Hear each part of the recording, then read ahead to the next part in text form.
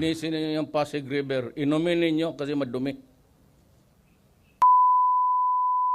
Kaliwat kanang mura at inabot ng 228 pulis na iharap ni dating Pangulong Rodrigo Duterte kanina sa Malacanang. Ayon sa PNP, siya ang mga kalawag na may sari-saring kaso tulad ng huidap, robbery extortion, iligal na droga at iba pa. PO1 at mga chief inspector ang ranggo niya. Sasayang siya sa retrain. Pero anyo sa Pangulo, ipapatapon niya sa basihan ng 2 taon para makikipagbakbakan sa Abu Sayyaf. Doon ipakita yung kalokohan ninyo.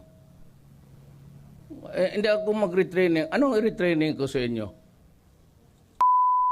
Tapos na nag-training ninyo araw-araw. Gayat kayo sa akin, hintayin ninyo kung matapos ang pagka-presidente ko. Magbarilan tayo. Prepare to move out. I'll give you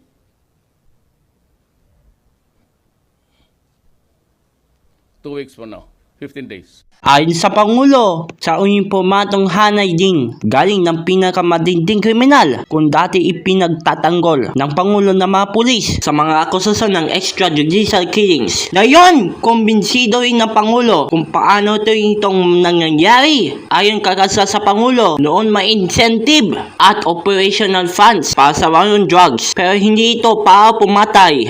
Pumuntayan sila, may pera kunwari bibili.